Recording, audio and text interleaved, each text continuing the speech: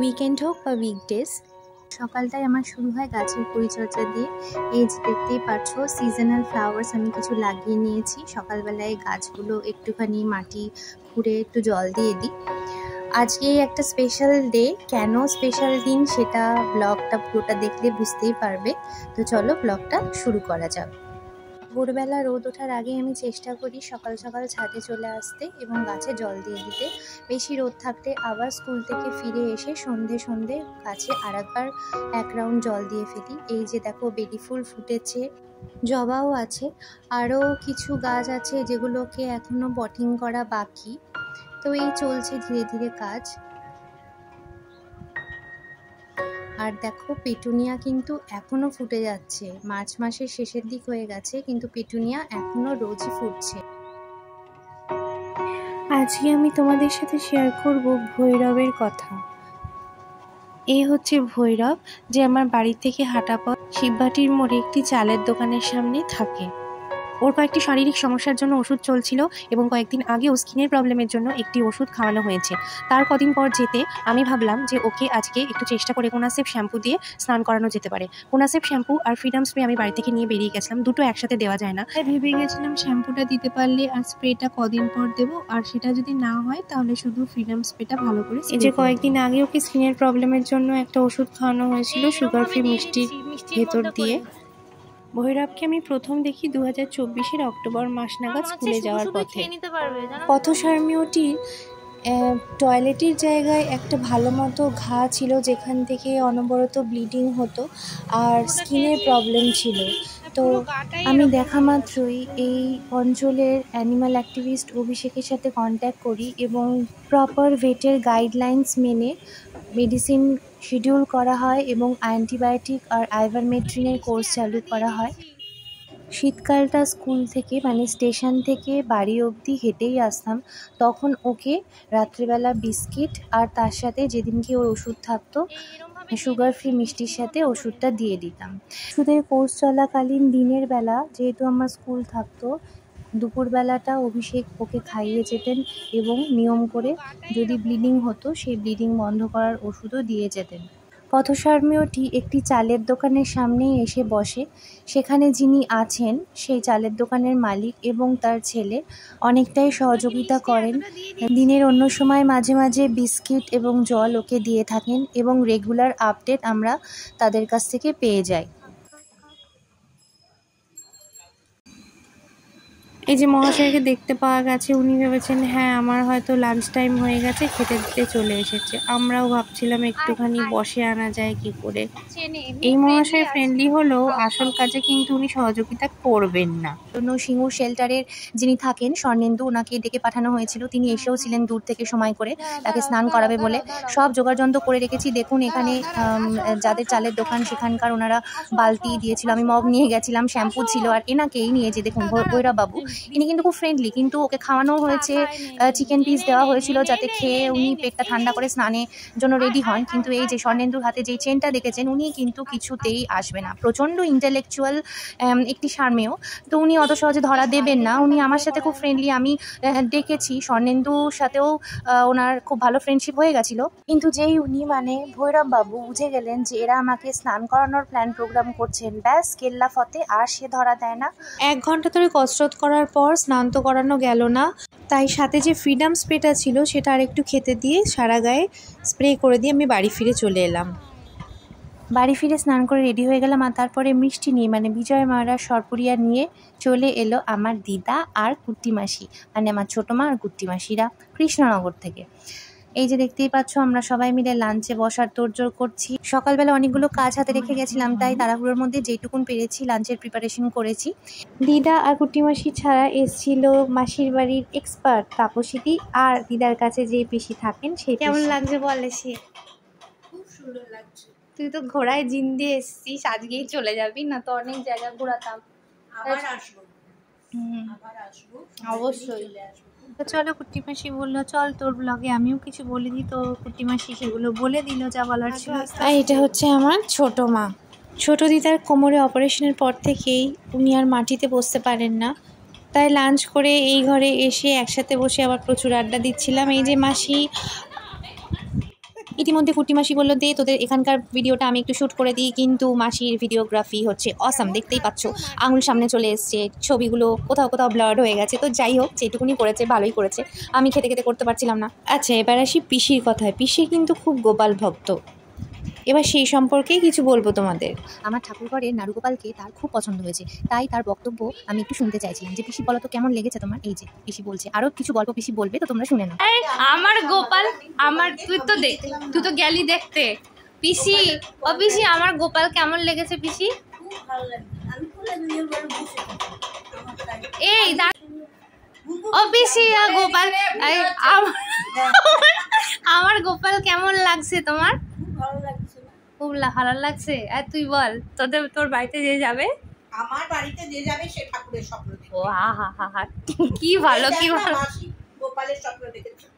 মাসি কি স্বপ্ন দেখেছো? পিসি গোপাল ঘুরে ঘুরে বেড়াচ্ছে। হা, রাধে রাধে। ভক্ত মানুষ কি বলছে ছোট মা বলো? মামুনি কি গোপাল ঘুরে ঘুরে বলছে নারকেল নাড়ু দাও। ও বাবা, তো বিশাল ব্যাপার। হ্যাঁ বলো, একটু এক্সপিরিয়েন্সটা বলো, তোমার অভিজ্ঞতাটা বলো পিসি। কি দেখছো? ওই যে গোপাল সে ঘুরে ঘুরে বেড়াচ্ছে। হ্যাঁ আমার চারিপাশে গোপাল, আমি তো কি কাকে ছুঁয়ে কাকে করে নেব। ওরে বাবা, হাসছে কি সুন্দর হাসছে। আমি তো কি এই ভোরবেলা স্বপ্ন দেখলাম। উঠেই আমি তারপরে মামুনির কাছে বললাম, মামুনি এরকম স্বপ্ন দেখলাম। আমার জামাই বলে কি কি স্বপ্ন দেখলাম? এরকম গোপাল, সে একটা দুটো গোপাল নাকি কত গোপাল, ছোট ছোট হচ্ছে। ও আর তুমি তো দেখোনি, দেখেছো তো পিসি? আমি তো ওগুলো বলছি। গোপালের সাথে ছোট গোপাল দিদি তো ছিল ননদের বাড়ি।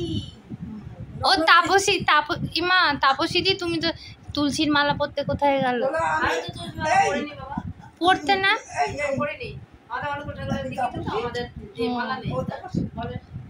আমি কি করবো? আমি নারকেল জন্য করছি, গোপালের জন্য নাড়ু করছি।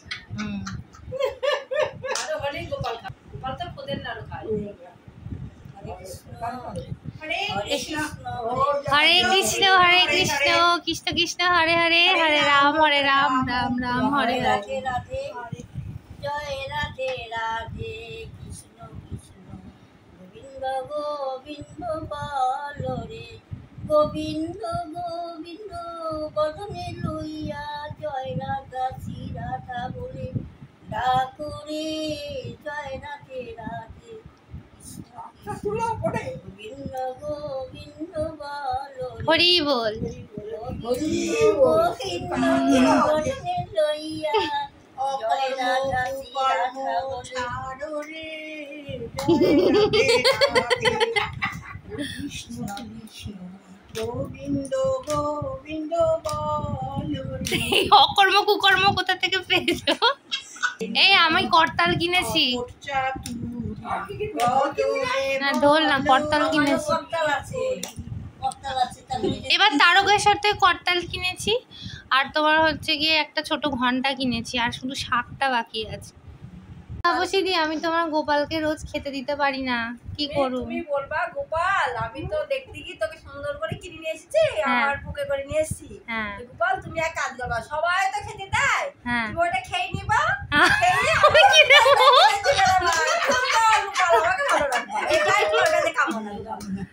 আরে তারকেশ্বর থেকে আমি নিয়ে, মানে কি বলতো, সত্যি আমার দেখে মনে হচ্ছিল যেন নিজেই আসছে, সাদা শ্বেত পাথরের। কি স্বার্থপর, সবাই খেতে দিচ্ছে সেটা। না কই নাই স্বার্থপর না, গোপাল বোঝে যে যার কাছে যায় না কেন, আমি যেখানেই খেয়ে আসি না কেন আমি সবাইকে ভালো লাগে, এটাই কাজ। হ্যাঁ ও নিজেই আমার কাছে এসছে গো, আমি নিয়েও আসিনি। না জন্মদিনে বার্থডেতে কেক কাটি। যাই হোক, অনেকদিন পর সবার সাথে দেখা হয়ে খুব মজা করলাম। তোমরা হয়তো আমাদের কথোপকথন শুনে ভাবছো এবার কি পূজার ঢং, কিন্তু আমি আমার মতনই পুজো করি।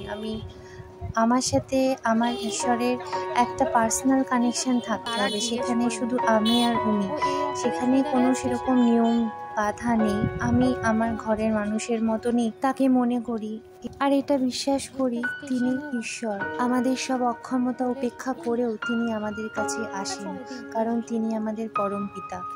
যাই হোক, খাওয়া দাওয়ার আধ ঘন্টা পর আমরা দিদা আর পিসিকে একটু রেস্ট করতে বলে সামনেই একটু হাঁটতে বেরিয়েছিলাম। পাশেই চণ্ডালী মায়ের মন্দির, সেখানে গিয়েছিলাম হাঁটতে হাঁটতে। তবে তখন মন্দির বন্ধ থাকায় দর্শন মেলেনি।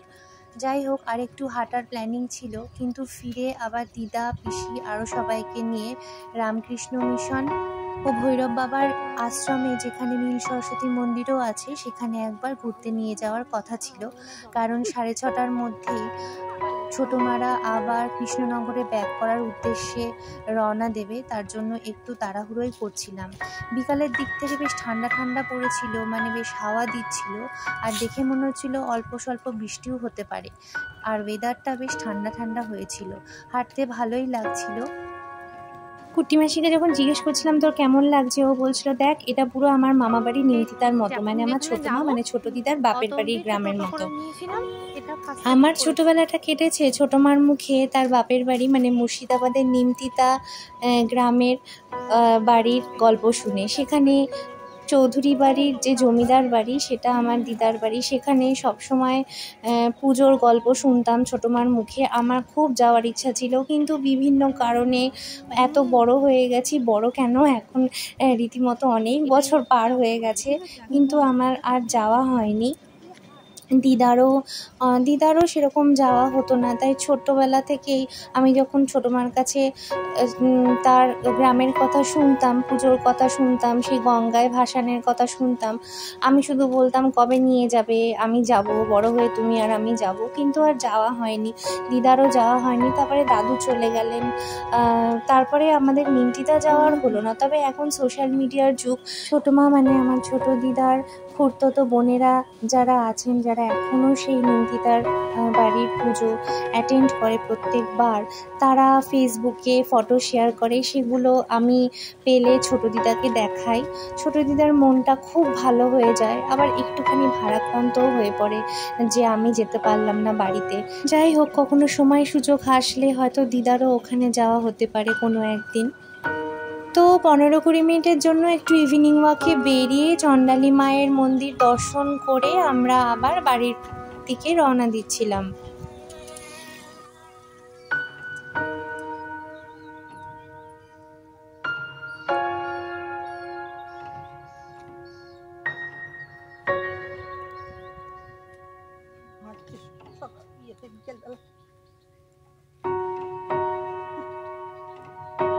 যারা হাঁটে তাদের জন্য ভালো। যাই হোক, তারপর বাড়ি ফিরে দিদা ও পিসিকে নিয়ে আমরা বেরিয়ে পড়েছিলাম ভৈরব বাবার আশ্রমের উদ্দেশ্যে। দেখো, দিনটা ছিল 16ই মার্চ, মানে দোলের একদিন পর। এখনো অনেক জায়গায় বসন্ত উৎসব হচ্ছিল। আমরা যখন যাচ্ছিলাম তখনই এরকম পাশেই একটা প্রসেশন দেখে মনটা বেশ ভালো হয়ে গেছিল। অনেক ছোট ছোট মেয়েরা, তাদের মায়েরা সুন্দরভাবে সেজে বসন্ত উৎসবের উদ্দেশ্যে যাচ্ছিলেন। খুব সম্ভবত এটা কোনো একটি নাচের স্কুল থেকে অর্গানাইজ করা হয়েছিল। এই যে দেখে নাও, সবাই আমরা আছি, খুব আনন্দ লাগছিল। ছোটবেলার কথা মনে পড়ছিল, একসাথে যখন ঘুরতে বেরোতাম। অনেক দিন হয়নি, আজ অনেক দিন পর একসাথে আবার ঘুরতে বেরিয়েছি। তো যাই হোক, আমি যেখানে থাকি সেখান থেকে গাড়ি করে এই 15 মিনিটের দূরত্ব ভৈরব বাবার আশ্রম, বেশিক্ষণ লাগে না। সেখানে গিয়ে আমরা একটু নীল সরস্বতী মন্দির দর্শন করব বলে, নীল সরস্বতী মাকে দর্শন করব বলে যাচ্ছিলাম। তারপরে সেখান থেকে ভৈরব বাবার আশ্রমে যাব। সেখানে ফটোগ্রাফি অ্যালাউ না, হয়তো তোমাদের কিছুই সেরকম দেখাতে পারবো না। তো যেইটুকুন ফটোগ্রাফি বা ভিডিওগ্রাফি করতে পেরেছি সেইটুকুনি তোমাদের সাথে শেয়ার করব। আচ্ছা, মনে পড়ে গেল, এর আগেও কিন্তু দেবিকার সাথে আমি যখন গেছিলাম তখন আমি তোমাদের সাথে সেখানকার ভিডিও শেয়ার করেছিলাম। তো আজকে সেভাবে অতটাও ভিডিওগ্রাফি করতে পারিনি, যেটুকুন পেরেছি সেইটুকুন শেয়ার করলাম।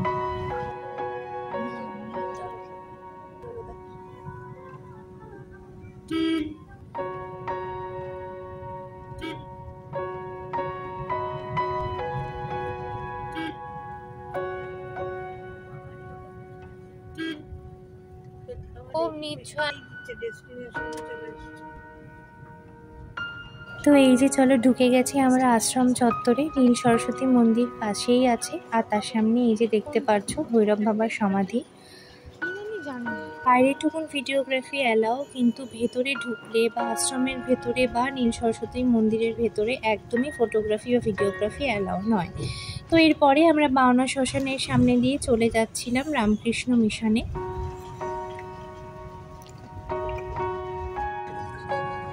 মিশনের ভেতরে সন্ধ্যা আরতি অ্যাটেন্ড করে আমরা বাইরে এখানে এসে কিছু ফটো তুলে আবার বাড়ির উদ্দেশ্যে রওনা দিচ্ছিলাম, কারণ দিদাদেরও যাওয়ার সময় হয়ে গেছিল। এই যে বাড়ি ফিরে দেখি আমার দুই পুত্র ঝগড়াঝাটি শুরু করে দিয়েছে।